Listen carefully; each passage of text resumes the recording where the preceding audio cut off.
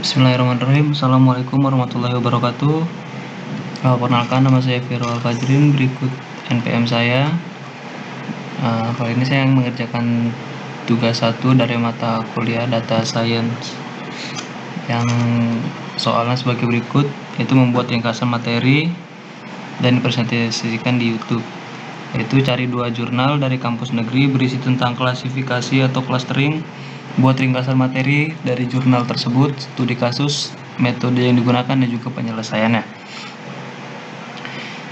Ini jurnal pertamanya, studi kasus, yaitu sistem pendukung keputusan penerimaan calon mahasiswa baru di Universitas Negeri Surabaya. Jurnal ini memiliki latar belakang berdasarkan keputusan penerimaan calon mahasiswa baru di UNES atau Universitas Negeri Surabaya.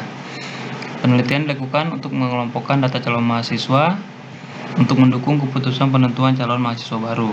Dan data yang digunakan dalam penelitian ini adalah data registrasi mahasiswa baru UNES dengan jumlah data registrasi mahasiswa baru pada tahun 2016 sebanyak 75 data, dan pada tahun 2017 juga sebanyak 75 data. Untuk metode penelitian menggunakan K-means clustering, yaitu metode clustering non-hierarki yang mengelompokkan data dalam bentuk satu atau lebih klaster atau kelompok. Itu tahap metode penelitiannya ada beberapa. Yang pertama, metode analisis sistem yang bertujuan untuk mengelompokkan data mahasiswa baru tahun ajaran 2016 dan 2017 dengan menggunakan metode algoritma K-means clustering. Yang kedua, metode pengumpulan data digunakan untuk mengumpulkan data-data dan informasi yang diperlukan dalam pembuatan sistem pendukung keputusan. Yang ketiga, ada data training, data yang siap di mining yang telah melewati data pre-processing. Yang keempat, ada data testing yang dilakukan setelah proses training, melakukan evaluasi terhadap performa algoritma tersebut atau biasa disebut testing. Yang terakhir, pengujiannya setelah melewati tahap-tahap yang seperti ada pada gambar di bawah ini. Kita pertama memulai, lalu melakukan pengumpulan data. Setelah data terkumpul, kita lakukan proses clustering. Setelah diproses, mengklasifikasikan hasil clusteringnya, lalu kita implementasikan di sistem, pengujian clustering sampai akhirnya selesai. Lalu kesimpulannya, dari analisis cluster dapat berkontribusi dalam kompresi informasi yang termasuk data, sehingga dapat memperkecil jumlah data yang diolah. Hasil cluster ini dapat disimpulkan bahwa cluster dari program penulis dengan membandingkan data manual mendapatkan hasil 93% dari 150 data. Proses penyelesaiannya setelah menggunakan sistem. Lanjut ke jurnal yang kedua, yaitu implementasi algoritma K-means clustering untuk mengetahui bidang skripsi mahasiswa multimedia pendidikan teknik informatika dan komputer Universitas Negeri Jakarta. Di mana jurnal ini memiliki latar belakang dari mahasiswa multimedia prodi teknik informatika dan komputer dari Universitas Negeri Jakarta.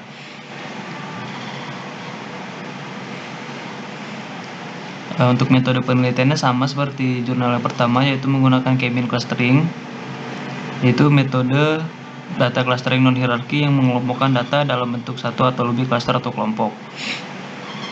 Nah, metode penelitian yang digunakan adalah metode eksperimen dengan tekniknya pengumpulan data dokumentasi.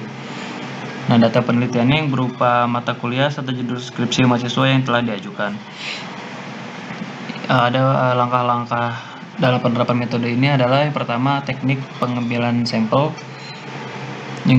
Sampel yang digunakan adalah sampel populasi. Populasi yang diteliti adalah mahasiswa aktif, peminatan multimedia program studi S1 Pendidikan Teknik Informatika dan Komputer dari UNJ atau Universitas Negeri Jakarta, angkatan 2010, periode 2013-2014. Berikut adalah rancangan penelitiannya.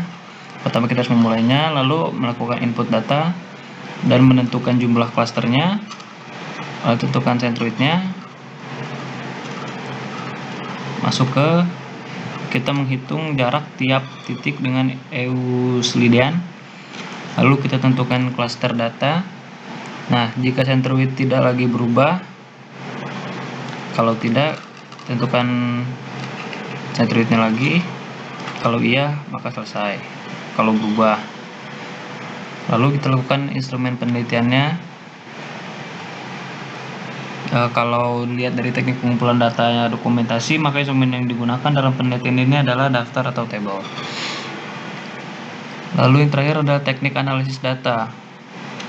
Ada beberapa teknik analisis data, diantaranya adalah yang pertama jenis data, sumber data, teknik analisis data dengan algoritma K-means clustering, dan teknik analisis data dengan perbandingan hasil bidang skripsi. Jadi kesimpulan teknik penyelesaiannya dulu ya.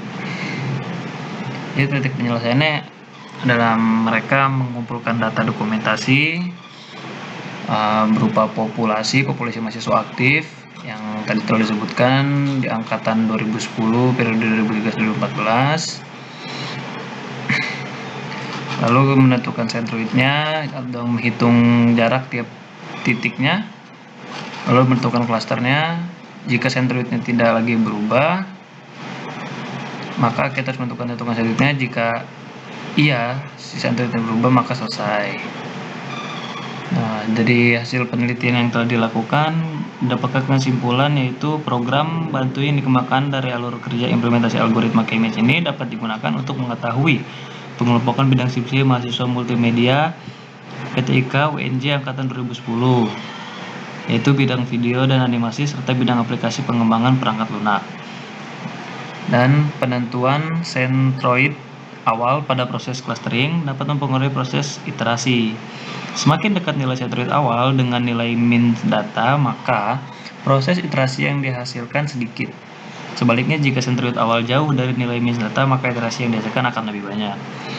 Lalu, hasil dari uji sampel pada 34 mahasiswa yang telah mengajukan skripsi menunjukkan terdapat perbedaan antara bidang skripsi hasil perhitungan program bantu algoritma K-means clustering dengan bidang skripsi yang telah diajukan mahasiswa.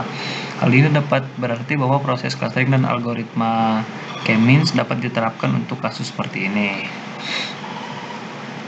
Oke, tadi adalah 2 jurnal dari kampus negeri, dari Universitas Negeri Jakarta dan juga Universitas Negeri Surabaya telah dijabarkan, telah dirangkum dibuat lisamnya. Mungkin cukup sekian dari saya. Apabila ada kesalahan kata, mohon dimaafkan. Wabillahi taufiq wal hidayah. Wassalamualaikum warahmatullahi wabarakatuh.